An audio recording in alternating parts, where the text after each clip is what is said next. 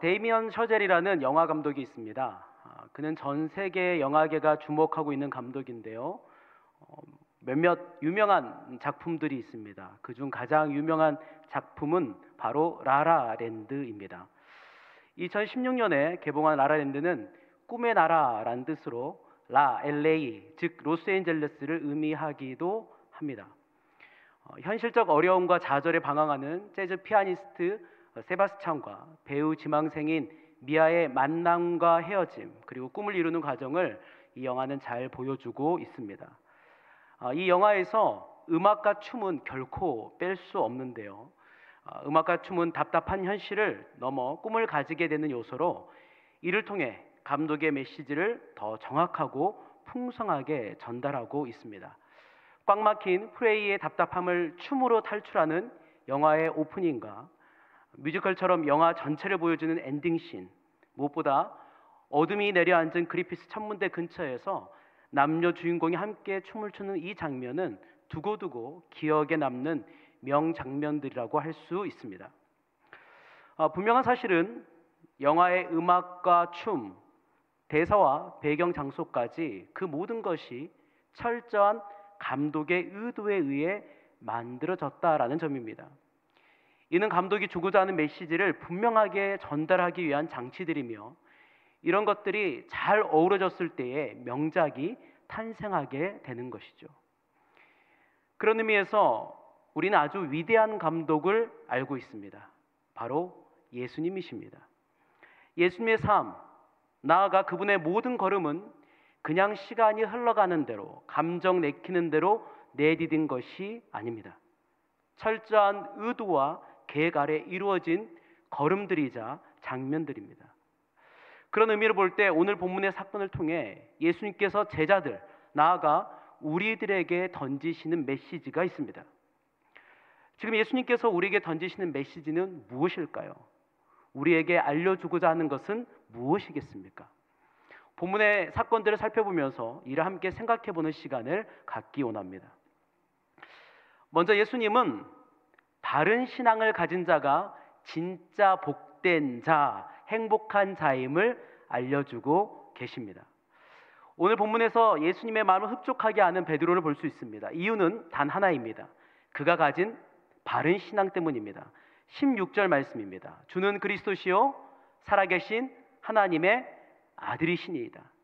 심플하면서도 명쾌한 문장입니다. 예수님에 대한 한 줄의 설명 중 이보다 더 완벽한 문장은 없습니다. 헬라어 원문을 보면 이 대답이 얼마나 더 완벽한지를 잘 알 수 있습니다. 지금 화면에 헬라어 원문이 이렇게 띄어져 있는데요. 제일 첫 줄이 주는 그리스도시오라고 번역된 부분입니다. 중간에 파란 줄이 그어져 있는데 그것이 동사입니다. 흥미롭게도 헬라어 동사는 그 동사 자체에 인칭 주어를 포함하고 있습니다. 그래서 별도의 주어 없이 동사만으로도 완성된 문장을 만들어 그 의미를 전달할 수 있습니다. 즉 파란색 줄이 쳐진 동사와 그 뒤에 있는 크리스토스라는 명사를 가지고도 당신이 그리스도, 당신이 구세주입니다 라는 의미를 정확하게 전달할 수 있는 것이죠.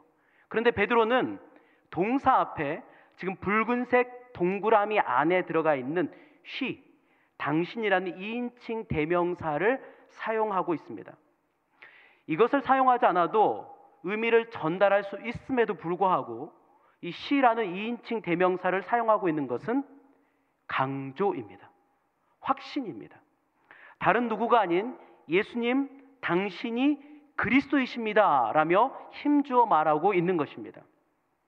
더 흥미로운 점은 그리스도와 또 살아계신 하나님의 아들이란 문장 앞에 정관사 호가 기록되어 있습니다. 여러분 보시면 파란색 동그라미 안에 들어가 있는 건데요. 이 호라는 것은 바로 그라는 뜻입니다. 이를 살려 직역을 해보면 당신은 그 그리스도, 살아계신 하나님의 그 아들이십니다입니다. 이는 하나님의 아들, 즉 성자 하나님이신 예수님 당신은 하나님께서 약속하셨고 또한 선지자들을 통해 계속 예언하셨던 바로 그 메시아이십니다 라는 의미인 것이죠. 정말 완벽한 신앙이지 않습니까? 여러분, 이에 대한 예수님의 반응이 어떠합니까? 바요나 시모나, 요나의 아들 시모나, 내가 복이 있도다입니다. 복이 있다. 아주 흐뭇하게 하시는 예수님의 마음이 담겨 있는 것 같습니다. 하지만 복이 있다는 것은 단지 굿잡, 잘했다 정도의 칭찬의 말이 아닙니다. 더 엄청난 의미를 담고 있습니다. 이 복이라고 번역된 마카리오스는 이 1차적인 의미는 은혜를 받았다입니다. 이를 확장하면 행복하다라고 해석할 수 있습니다. 은혜를 입은 자들은 행복하기 때문이죠. 지금 예수님께서는 바른 신앙을 가진 베드로에게 은혜 받은 내가 진짜 복된 인생이야, 내가 가장 행복한 인생이야 라고 알려주고 계신 것입니다. 여러분, 왜 예수님께서 베드로에게 이렇게 말씀하실까요? 그렇게 말씀하실 수 있는 무엇입니까? 그것은 예수님에 대한 바른 신앙, 그 믿음이 존재의 변화, 인생의 변화, 그리고 영원의 변화를 일으켰기 때문입니다. 어떤 변화들입니까? 죄 사함을 받습니다. 하나님의 자녀가 됩니다. 영생을 얻어 심판, 즉 지옥에 이르지 않고 사망에서 생명으로 옮깁니다. 이뿐 아니라 하나님과 하나님 나라의 능력과 신비를 경험케 됩니다. 하나님의 뜻이 땅에 이루어지는 것을 보고 알게 됩니다. 놀라운 기도의 응답을 받습니다. 삶의 순간마다 도우시고 붙드시고 지키시고 인도하시는 성령 하나님의 역사를 경험할 수 있습니다. 인생을 향하여 말씀하시는 주님의 음성을 듣고 그분과 친밀한 교제를 누리게 됩니다. 이를 통해 못되고 못난 성품이 점차 예수님을 닮아가는 그 신비로움을 체험합니다. 문제와 고통이 가득한 이 땅에서도 하나님 나라의 의와 평강과 희락을 맛볼 수 있습니다. 심지어 주님이 약속하신 그날에는 하나님의 장막에 함께함으로 사망도 없고 애통하는 것이나 곡하는 것, 아픈 것도 없이 영원히 행복하게 왕노릇하게 됩니다. 예수님이 나의 구주이십니다. 예수님이 나의 구주이십니다 라는 이 신앙 안으로 일어나게 되는 일입니다. 그러니 이 신앙을 가진 자가 복된 인생이고 진짜 행복한 자인 것입니다. 이뿐만 아닙니다. 바른 신앙을 가진 자가 진짜 복된 인생인 또 다른 이유가 있습니다. 이 신앙은 아무나 가질 수 없기 때문입니다. 자, 17절 후반부에 보면 이를 알게 한 이는 혈육이 아니요 하늘에 계신 내 아버지니라 라고 말하고 있습니다. 무엇입니까? 베드로 그가 스스로 알게 된 것이 아니라는 사실입니다. 노력의 결과로 믿게 된 것이 아닙니다. 하나님께서 깨달을 수 있는 은혜를 주셨기 때문입니다. 즉 하나님의 선택의 결과인 것이죠. 예수님이 그리스도이심을 깨닫게 되고 그 사실을 믿게 되는 것, 아니 믿어지게 하는 것, 전적인 하나님의 역사입니다. 그러므로 예수님이 그리스도시라는 신앙을 가진 것은 하나님께서 택하셨다라는 완벽한 증거인 것입니다. 여러분 한번 생각해 보십시오. 당시 얼마나 많은 군중들이 예수님과 함께 했습니까? 그들 역시 제자들처럼 예수님의 그 선명한 메시지를 들었습니다. 오병이어 칠병이어의 표적의 현장에서 먹었습니다. 귀신이 쫓겨나가고 병든 자가 낫고 심지어 죽는 자가 살아나는 기적을 직접 보았습니다. 그런 그들의 믿음은 무엇이었습니까? 예수님을 탁월한 랍비 혹은 세례 요한, 엘리야 또는 선지자 중에 하나로 믿은 것입니다. 네, 맞습니다. 보았고 들었기 때문에 믿은 것이 아닙니다. 하나님께서 택하셨기에 예수님이 그리스도시라는 신앙을 가지게 된 것입니다. 이는 지금도 마찬가지입니다. 하나님께서 택하신 자만이 예수가 4대 성령 중 한 명이 아니고 뛰어났던 과거의 선지자가 아니고 유대교의 이단 종교의 리더가 아닌 그리스도시요 살아계신 하나님의 아들이라는 그 신앙, 그 믿음을 가질 수 있는 것입니다. 사랑하는 성도 여러분, 여러분은 예수님이 그리스도 구주이심을 믿으십니까? 여러분 믿으십니까? 그렇다면 여러분들의 존재와 인생, 나아가 영원히 선하게 변화된 줄 믿습니다. 여러분들이 하나님께 택함받은 존귀한 존재들인 줄 믿습니다. 네, 맞습니다. 이는 아무나 가질 수 없는 이를 알게 한 이는 혈육이 아니요 하늘에 계신 내 아버지시니라고 말씀하신 예수님의 말씀처럼 하나님의 택하심의 결과이기 때문입니다. 그러므로 구원받는 바른 믿음, 그 신앙을 선물 받은 우리, 그래서 하나님 나라의 그 놀라운 능력과 신비를 맛보고 누리며 살아갈 수 있는 우리야말로 진짜 복된 인생, 진짜 행복한 인생인 줄 믿습니다. 이 분명한 사실을 항상 기억하시고 신뢰하심으로 고달픈 이 땅에서도 하늘의 행복을 누리며 살아가시는 저와 여러분 모두가 될 수 있기를 주님의 이름으로 축복합니다. 두 번째로, 예수님은 자신이 가진 신앙을 증명해야 한다라는 사실을 지금 알려주고 계십니다. 자, 오늘 본문을 가만히 생각하다 보면 몇 가지 흥미로운 부분을 발견할 수 있습니다. 그중 하나는 예수님께서 제자들에게 너희는 나를 누구라 하느냐라고 물으셨다는 점입니다. 전지하신 예수님께서 그들의 신앙을 모르셨을 리가 없습니다. 그렇다면 여러분, 예수님께서 이를 왜 물으셨을까요? 베드로의 생각을 아시는 예수님께서 주는 그리스도시요 살아계신 하나님의 아들입니다 라는 그 멋진 고백을 직접 들어 기분 좋음을 즐기기 위해서 물으셨을까요? 아닙니다. 예수님께 이것을 물으신 것은 우리에게 중요한 영적 교훈을 주시기 위함입니다. 그것은 신앙을 가진 자, 믿는 자는 믿는 자다운 분명한 신앙 고백, 즉 신앙을 증명해야 한다는 것을 알려주시는 것입니다. 로마서 10장 10절은 이렇게 분명하게 말하고 있습니다. 사람이 마음으로 믿어 의에 이르고 입으로 시인하여 구원에 이르느니라. 이는 신앙은 입으로 고백해야 함을 분명하게 알려주는 것입니다. 네, 맞습니다. 신앙은 입으로 고백해야 합니다. 이는 마치 결혼 서약과 같습니다. 결혼식장에 서 있는 연인의 서로에 대한 마음은 분명합니다. 그 분명한 마음을 서약이라는 고백을 통해서 확인하는 것, 중요하고 필요한 것이죠. 더욱 중요한 것은 이 서약은 결혼식장에서 한 번만 하지만 항상 현재형으로 고백되어야 합니다. 결혼식 할 때만 죽기까지 살아가는 것이 아니라 삶의 평생의 모든 순간마다 아내가 물어볼 때에, 남편이 물어볼 때에 동일하게 사랑으로 고백해야 하는 것이죠. 마찬가지입니다. 우리는 예수님에 대한 신앙을 우리의 말로 고백해야 합니다. 항상 고백해야 합니다. 그리고 무엇보다 현재형으로 고백해야 합니다. 예수님께서 제자들에게 내가 나를 누구로 믿느냐라고 현재형으로 물으신 것처럼 예수님은 항상 우리에게 우리의 현재의 믿음을 물으시기 때문입니다.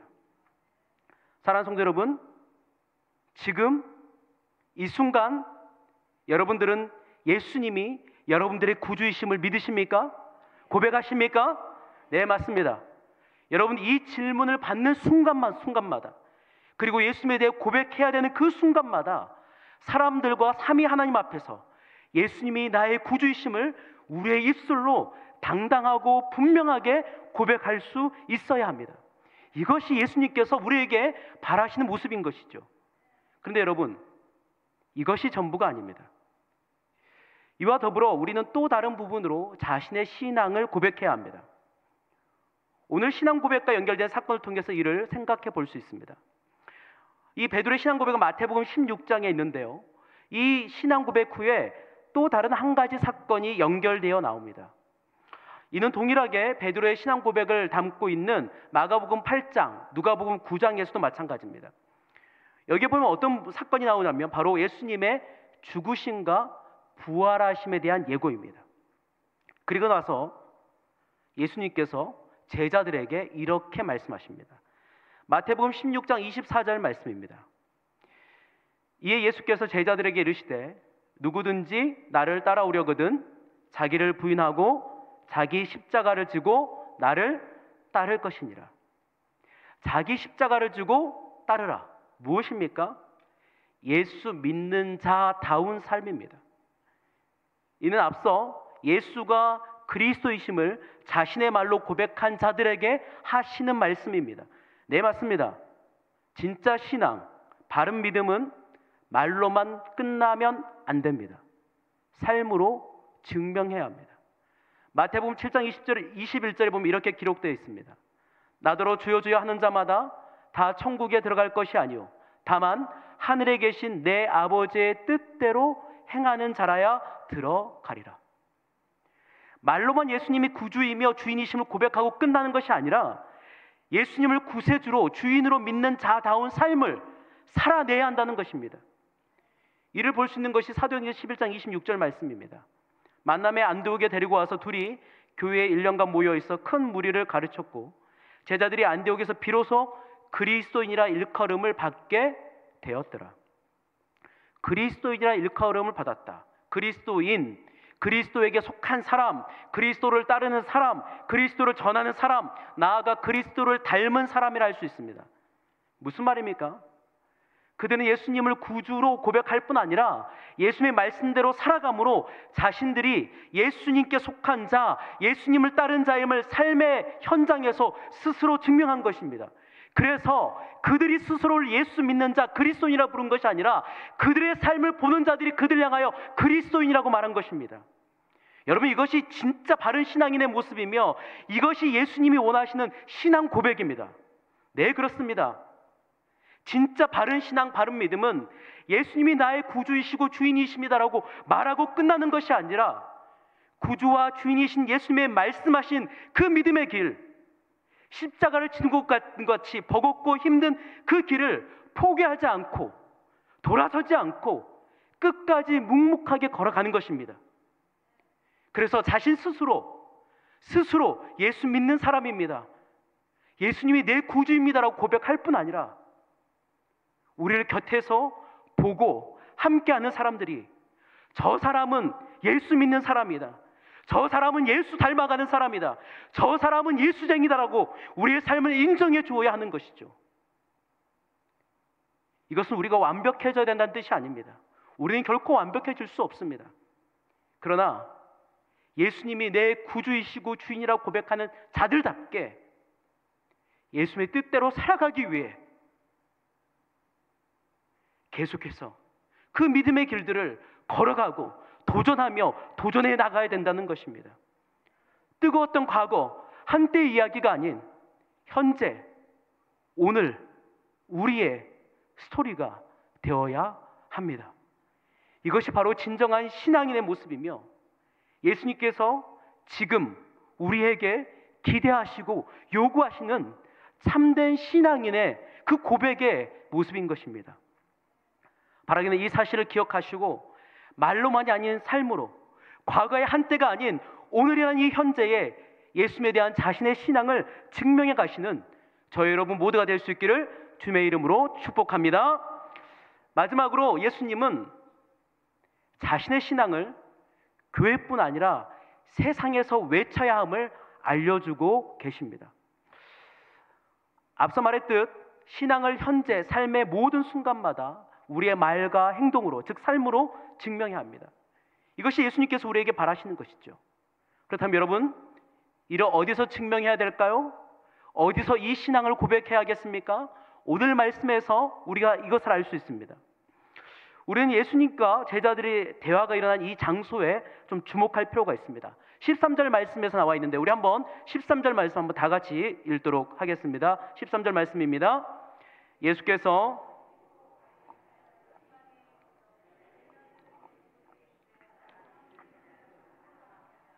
어디입니까? 빌립보 가이사랴 빌립보입니다. 이곳은 예수님께서 바로 전에 계셨던 갈릴리 벳세다에서 북서쪽으로 약 40km 정도 떨어진 곳입니다. 지도에 잘 나와 있는데요, 걸어서 사흘길 정도 되는 결코 가깝지 않은 거리입니다. 특히 이 가이사랴 빌립보는 당시 유대인들이 잘 가지 않던 곳이었습니다. 이 지역이 가진 특색 때문인데요, 당시 그곳에는 이 다메섹과 가까웠기 때문에 시리아인 그리고 그리스인 등 이방인들이 이 가이사랴 빌립보에 많이 거주했었기 때문입니다. 그렇다면 여러분, 예수님은 왜 이곳으로 제자들을 데리고 오셨을까요? 또한 왜 이곳에서 제자들에게 그들의 신앙을 물으셨을까요? 이는 설교 시작 때 말씀드렸듯이 완벽한 디렉터, 감독이신 예수님의 철저한 계획과 의도에 이루어진 일입니다. 가이사랴 빌립보는 하나님이 아닌 다른 것들을 신으로, 주인으로 고백하는 대표적인 장소였기 때문입니다.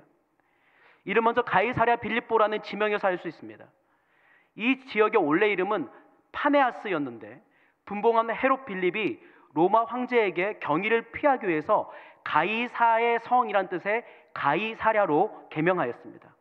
그리고 다른 가이사랴의 도시와 구별하기 위해 그곳 이름을 지은 빌립의 이름을 따서 가이사랴 빌립보로 불렀습니다.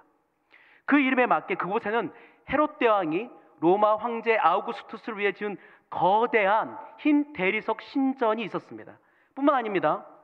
헬라 제국이 절정에 달할 때에 머리에 두 뿔이 달린 그리스도의 자연과 목축의 신인 판이 바알을 대체하게 됩니다. 그래서 가이사랴 빌립보 전의 이름이 파네아스, 판을 위한 도시, 판을 섬기는 도시라고 불렸던 것이죠. 여러분이 보시면 이게 당시의 것들을 지금 이렇게 만들어 놓은 것인데요. 1번 보면 아우구스투스의 신전, 아까 얘기했던 로마 황제를 섬기는 흰 대리석으로 된 신전이고, 두 번째가 판의 동굴, 판을 섬기는 동굴이고, 세 번째가 판의 뜰, 여기에서도 마찬가지로 제사를 드리는 곳입니다. 그 옆에는 제우스 신전, 이것들이 있었던 것이 바로 가이사랴 빌립보입니다. 이외에도 물이 풍부하고 동굴이 많았기 때문에 동굴 곳곳에서 그리스와 로마로부터 들어온 다양한 신들을 섬겼습니다. 즉 가이사랴 빌립보는 팔레스타인에 있던 그 어떤 지역보다 로마 황제와 목축의 신인 판뿐만 아니라 다양한 신을 섬기는 대표적인 우상 숭배의 지역이었습니다. 다른 곳이 아닌 바로 그곳에서 예수님은 갈릴리에서부터 40km 떨어진 그곳에서 제자들에게 너희는 나를 누구라 하느냐고 물으신 것입니다. 무엇입니까? 하나님이 아닌 다른 헛된 것들을 신으로 여기고 섬기며 의지하고 살아가고 있는 그 제약된 세상의 한복판에서 예수님이 그리스도이심을, 예수님이 하나님의 아들이심을 제자들 통하여 고백하며 선포하게 만드신 것입니다. 이것이 예수님께서 다른 곳이 아닌 가이사랴 빌립보까지 제자들을 데려오셔서 물으신 이유입니다. 이는 제자들뿐만 아니라 우리를 포함한 모든 믿는 성도들을 향한 예수님의 강력한 요청이자 명령입니다. 무슨 말입니까? 우리의 신앙 고백이 교회 안에서만 머물러서는 안 된다는 것입니다. 네, 우리는 매주일 예수님께서 그리스도이심을 고백하고 있습니다. 예배 시 사도신경을 통해 신앙을 고백합니다. 구역 예배와 전도회 모임, 또한 성경 공부에서도 우리는 이 신앙을 고백하고 있습니다. 아주 바람직한 일입니다. 할 수만 있다면 우리는 교회의 모든 현장 속에서 예수가 그리스도이심을, 우리의 신앙을 고백해야 합니다. 하지만 여기에 만족해서는 안 됩니다. 우리의 신앙 고백이 교회를 넘어서야 합니다. 세상에서, 세상의 한복판에서 예수가 그리스도이심을 우리는 외쳐야 하는 것입니다. 돈이 주인이라고 외치는 것, 하나님 아닌 다른 것을 섬기고 의지하며 하나님을 철저하게 외면하고 부인하는 이 세상에서 예수님이 그리스도이심을, 그분이 온 세상의 주인이심을 우리가 고백하며 외쳐야 하는 것이죠. 이것이 예수님이 나의 구주, 주인이라고 고백한 자의 마땅한 모습이며, 가이사랴 빌립보에서 너희는 나를 누구라 하느냐 물으신 예수님께서 이 세상의 한복판에서, 우리 삶의 모든 현장에서 너희는 나를 누구라 하느냐 물으심으로 우리에게 분명한 신앙 고백의 삶을 살아야 할 것을 요청하고 계시기 때문입니다. 우리가 이 예수님의 요청에 순종하여 세상의 한복판에서 예수님이 구주이시며 주인이심을 고백하며 살아갈 때, 우리의 삶으로 당당하게 우리의 신앙을 고백하며 외칠 때, 세상은 비웃고 몰라준다 할지라도 그런 우리를 통해서 하나님께서 영광을 받으시게 되는 것입니다. 또한 허공이 사라져버릴 것 같은 우리의 그 삶의 선포들을 통하여 하나님께서 하나님 때에 하나님께서 택한 자들을 돌아가게 하는 그 역사를 만들어 내시는 것입니다. 그러므로 사랑하는 성도 여러분, 주저하지 말고 세상의 한복판에서, 가정에서, 학원에서, 직장에서, 사업장에서, 친구들과의 만남 속에서 우리 주님이 구주이시고 주인이심을 말로, 삶으로 당당하게 외치시기 바랍니다. 헛된 곳에 속아 영원한 죽음을 향해 달려가고 있는 그들에게 진정한 진리의 빛, 생명의 빛을 비추어 알려주시기 바랍니다. 그럴 때 그 모든 순간을 통하여 우리 하나님께서 영광 받으시며 하나님의 영광의 역사가 바른 신앙의 고백을 하는 우리의 모든 삶의 현장에 나타나게 될 줄 믿습니다. 바라기는 이 사실을 기억하시고 예수님이 나의 구주시고 주인이시라는 이 바른 신앙 가진 내가 진짜 복된 인생이며 행복한 자임을 신뢰하실 뿐 아니라 그 믿음답게 삶의 모든 순간마다 교회에서뿐 아니라 세상 한복판에서도 이를 외치며 직면가시며 살아가시는 저 여러분 모두가 될 수 있기를 주님의 이름으로 축복합니다.